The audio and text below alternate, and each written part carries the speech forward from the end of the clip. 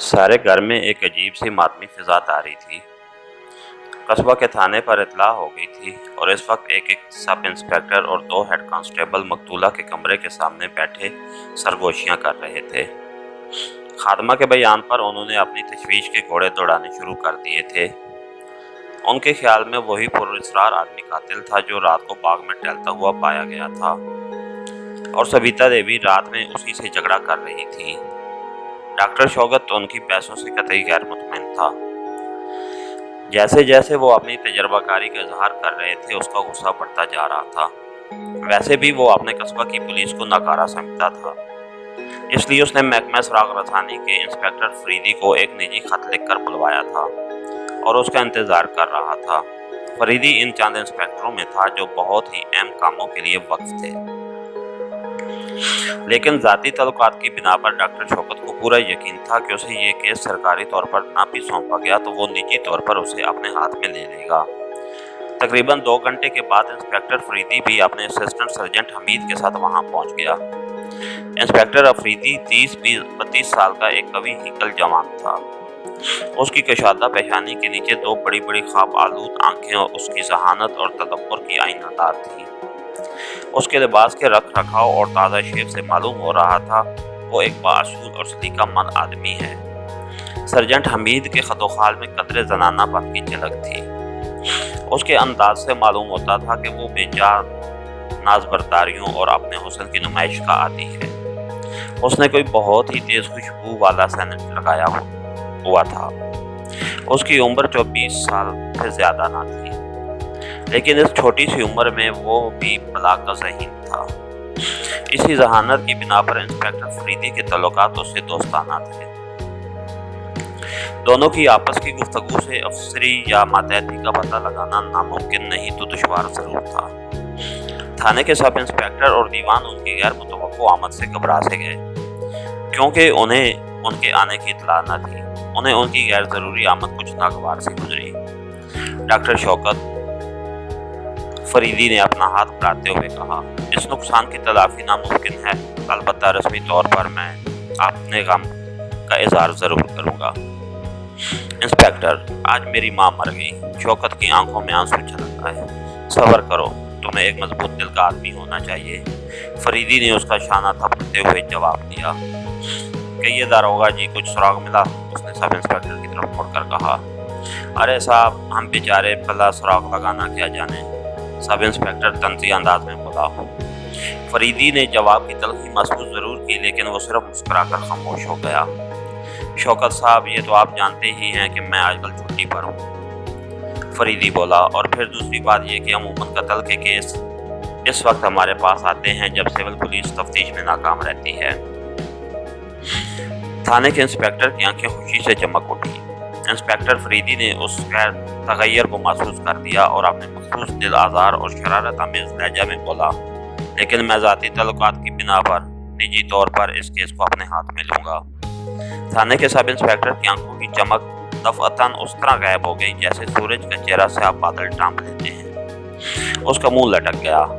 फरीदी ने वाक़यात सुनने के बाद खादमा का बयान देने की ख्वाहिश जाहिर की। खादमा ने शुरू से आखिर तक रात के सारे वाक़यात दोहरा दिए। क्या तुम बता सकती हो कि रात में तुमने इन वाक़यात के बाद कोई आवाज़ सुनी थी? जी नहीं, सिवाय इसके कि वो देवी जी के बड़बड़ाने की आवाज़ थी। वो अक्सर सोते वक्त बड़बड़ाया करती थी। क्या तुम बता सकती हो कि वो क्या बड़बड़ा रही थी? कुछ बेरबत बातें थी, खैर ये याद करके बताती हूँ। हाँ, ठीक याद आया, वो राजरूप नगर चिल्ला रही थी। मैंने उस पर कोई ध्यान नहीं दिया क्योंकि मैं उनकी आदत से वाकिफ थी। राजरूप नगर, फरीदी ने धीरे से दोहराया और कुछ सोचने लगा। हमीद, तुमने इससे पहले भी ये नाम सुना है? हमीद ने नफी में सर हिला दिया। डॉक्टर शौकत, तुमने? मैंने तो आज तक नहीं सुना। क्या सविता देवी ने भी ये नाम कभी नहीं लिया? मेरी याददाश्त में तो नहीं, डॉक्टर शौकत ने ज़हन पर जोर देते हुए जवाब दिया। अच्छा, फरीदी ने कहा, अब मैं ज़रा लाश का मुआयना करना चाहता हूँ। वो सब लोग उस कमरे में आए जहाँ लाश पड़ी हुई थी। चारपाई के सरहाने वाली खिड़की की खुली हुई थी, उसमें सलाखें नहीं थी। इंस्पेक्टर फरीदी देर तक लाश का मुआयना करता रहा। फिर उसने वो छुरा सब इंस्पेक्टर की इजाज़त से मकतूला के सीने से खींच लिया और उसके दस्तों पर उंगलियों के निशानात ढूंढने लगा। फिर खिड़की की तरफ गया और झुककर नीचे की तरफ देखने लगा। खिड़की से 3 फुट नीचे तकरीबन 1 फुट चौड़ी कार्न्स थी जिसे एक बांस की सीढ़ी टिकी हुई थी। खिड़की पर पड़ी हुई गर्द की तह कई जगह से साफ थी और एक जगह हाथ के 5 उंगलियों के निशान। ये तो साफ जाहिर है कि कातिल इस खिड़की से दाखिल हुआ, फरीदी ने कहा। ये तो इतना साफ है कि घर की खादमा भी यही कह रही थी, थाने के सब इंस्पेक्टर ने मुज़क्का उड़ाने के अंदाज में कहा। फरीदी ने मुस्कुराकर उसकी तरफ देखा और फिर खामोशी से खंजर का जायजा लेने लगा। कातिल ने दस्ताने पहन रखे थे और वो एक मुशाक खंजरबाज मालूम होता है, इंस्पेक्टर फरीदी बोला, और वो एक गैर मामूली ताकतवर इंसान है। दरोगा जी, इस खंजर के बारे में आपकी क्या राय है? खंजर? जी हाँ, ये भी बहुत मजबूत मालूम होता है, सब इंस्पेक्टर मुस्कुराकर बोला। जी नहीं, मैं इसकी साख्त के बारे में पूछ रहा हूँ। इसकी साख्त के बारे में सिर्फ लोहार ही बता सकते हैं। जी नहीं, मैं भी बता सकता हूँ। इस किस्म के खंजर नेपाल के अलावा और कहीं नहीं बनते। नेपाल? डॉक्टर शौकत तहयर अमेज लहजा में बोला और बेतहाना अंदाज में एक कदम पीछे हट गया। क्यों, क्या बात है? फरीदी उसे घूरता हुआ बोला। कोई बात नहीं, शौकत ने खुद पर काबू हासिल करते हुए कहा। खैर, हाँ, तो मैं ये कह रहा था कि इस किस्म के खंजर सिवाय नेपाल के और कहीं नहीं बनाए जाते। और डॉक्टर, मैं तुमसे कहूँगा कि अभी वो इतना ही कह पाया था कि कांस्टेबल ने आकर इत्तला दी कि उस शख्स का पता लग गया है जिससे कल रात सविता देवी का झगड़ा हुआ था। सब लोग बेतहाना अंदाज में दरवाजे की तरफ मुड़े। बाहर एक बावर्दी कांस्टेबल खड़ा था। आने वाले कांस्टेबल ने बताया रात सविता देवी उसी से झगड़ रही थी। वो रात इस तरफ से गुजर रहा था कि सविता देवी ने उसे पुकारा।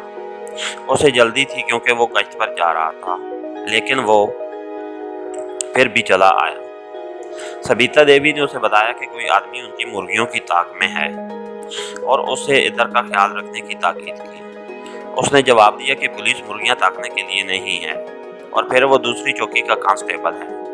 इसी पर बात पड़ गई और झगड़ा होने लगा।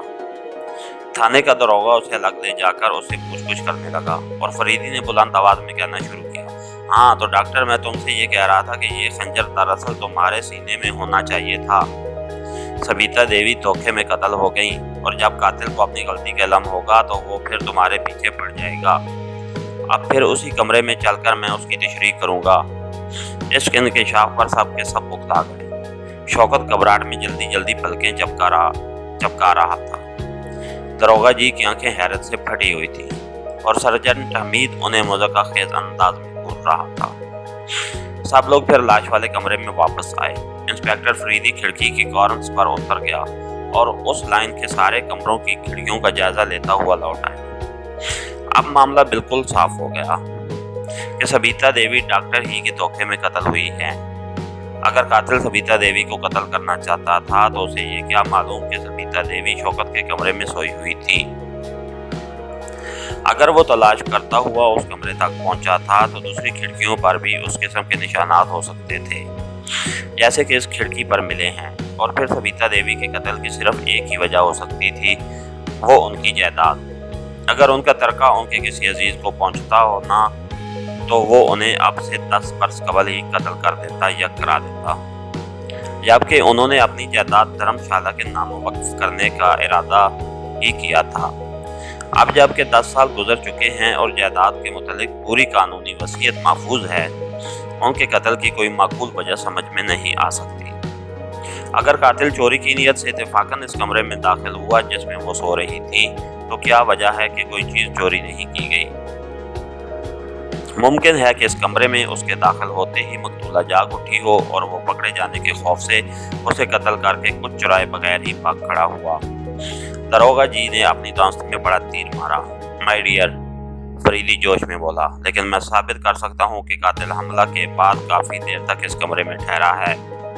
सब इंस्पेक्टर के चेहरे पर तमस्खुर आमेज मुस्कुराहट फैल गई और सर्जेंट हमीद उसे दांत पीस कर घूरने लगा।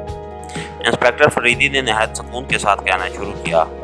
जिस वक्त शौकत ने मकतूला को देखा वो सर से पैर तक कंबल ओढ़े हुए थी। जाहिर है कि उसे पहले कोई कमरे में दाखिल भी ना हो सकता था। क्योंकि दरवाज़ा अंदर से बंद था, लिहाजा लाश पर पहले शौकत ही की नज़र पड़ी। इसलिए किसी और के मुंह टांगने का सवाल ही पैदा नहीं होता।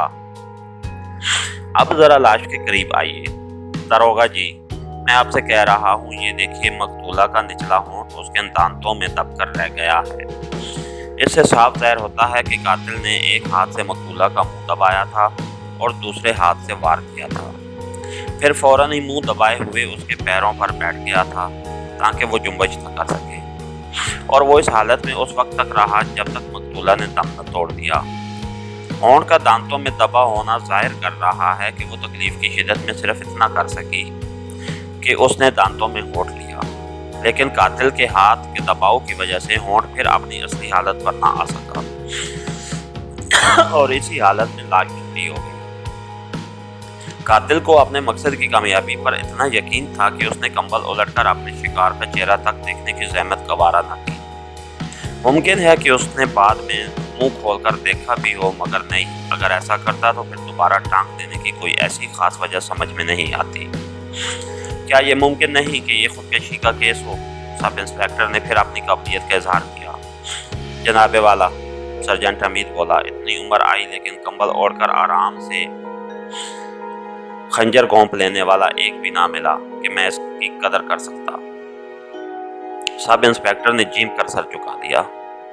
इंस्पेक्टर फरीदी इन सब बातों को सुनी अनसुनी करके डॉक्टर शौकत को मुखातिब करके बोला, डॉक्टर, तुम्हारी जान खतरे में है, हर मुमकिन एहतियाती तदाबीर करो, ये प्लाट तुम्हारे ही कत्ल के लिए बनाया गया है। सोच कर बताओ, क्या तुम्हारा कोई ऐसा दुश्मन है जो तुम्हारी जान तक ले लेने में दरेग न करेगा?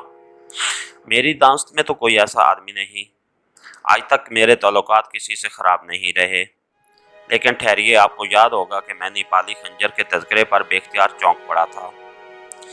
तकरीबन 15 यौम का तज़किरा है कि एक रात मैं एक बहुत ही ख़तरनाक किस्म का ऑपरेशन करने जा रहा था कि एक अच्छी हैसियत का नेपाली मेरे पास आया और मुझसे दरख्वास्त की कि मैं उसी वक्त एक मरीज़ को देख लूँ जिसकी हालत ख़तरनाक है। मैंने माजूरी ज़ाहिर की। वो रोने और गड़गड़ाने लगा, लेकिन मैं मजबूर था क्योंकि पहले ही उसे एक ख़तरनाक केस मेरे पास था। ख़तरा था कि उसी रात उसका ऑपरेशन ना किया गया तो मरीज़ की मौत वाक़या हो जाएगी। आखिर जब वो नेपाली मायूस हो गया तो मुझे बुरा भला कहते हुए वापस चला गया। दूसरे दिन सुबह जब मैं अस्पताल जा रहा था तो चर्च रोड के चौराहे पर पेट्रोल लेने के लिए रुका तो वहाँ मुझे वही नेपाली नजर आया। मुझे देखकर उसने नफरत से बुरा सा मुंह बनाया और अपनी जबान में कुछ बड़बड़ाता हुआ फिर मेरी तरफ मुक्का तान कर कहने लगा, शाला हमारा आदमी मर गया, अब हम तुम्हारी खबर ले लेगा। मैंने हंसकर मोटर स्टार्ट की। अच्छा, फरीदी बोला, उसकी शक्ल सूरत के बारे में कुछ बता सकते हो? ये ज़रा मुश्किल है क्योंकि मुझे तो सारे नेपाली एक ही जैसी शक्ल सूरत के लगते हैं, डॉक्टर शौकत ने जवाब दिया। खैर, अपनी हिफाजत का खास ख्याल रखो। अच्छा दरोगा जी, मेरा काम ख़त्म। डॉक्टर शौकत, मैंने तुमसे वादा किया था कि इस केस को मैं अपने हाथ में लूँगा, लेकिन मुझे अफसोस है कि बाज़ वजह की बिना पर ऐसा न कर सकूँगा। मेरा ख्याल है कि दरोगा जी बहुस्न खूबी इस काम को सर अंजाम देंगे। अच्छा, अब इजाज़त चाहूँगा। हाँ डॉक्टर, ज़रा कार तक चलो, मैं तुम्हारे तहफ़्फ़ुज़ के लिए तुम्हें कुछ हदायत देना चाहता हूँ। अच्छा दरोगा जी, आदाब अर्ज़। कार के करीब पहुँचकर फरीदी ने जेब से एक छोटा सा पिस्तौल निकाला और डॉक्टर शौकत को थमा दिया। ये लो, हिफाजत के लिए मैं तुम्हें देता हूँ और कल तक इसका लाइसेंस भी तुम तक पहुँच जाएगा। जी नहीं शुक्रिया, इसकी ज़रूरत नहीं, डॉक्टर शौकत ने मुंह फुलाकर जवाब दिया। आमक आदमी, बिगड़ गए हो क्या सचमुच तुम ये समझते हो कि मैं इस वाक़े की तफ्तीश न करूँगा? हाँ, इन गद्दों के सामने मैंने यही मुनासिब समझा कि निजी तफ्तीश से इनकार कर दूँ। ये कमबख्त सिर्फ बड़े अफसरों तक शिकायत पहुँचाने में काबिल होते हैं। डॉक्टर शौकत के चेहरे पर रौनक आ गई और उसने रिवाल्वर लेकर जेब में डाल दिया। देखो, जब भी कोई ज़रूरत पेश आए मुझे बुलवा लेना। बहुत मुमकिन है कि मैं 10 बजे रात तक फिर आऊँ। होशियारी से रहना। अच्छा, खुदा हाफिज़। ड्राइवर ने कार स्टार्ट कर दी। सूरज आहिस्ता आहिस्ता गरूब हो रहा था। मज़ीद अच्छी और दिलचस्प स्टोरीज़ के लिए हमारे चैनल को सब्सक्राइब कीजिए, शेयर कीजिए, लाइक कीजिए। हम हर आने वाले दिन में आपके लिए نئی نئی اور دلچسپ کہانیاں لے کے آتے رہیں گے۔ Thank you for watching.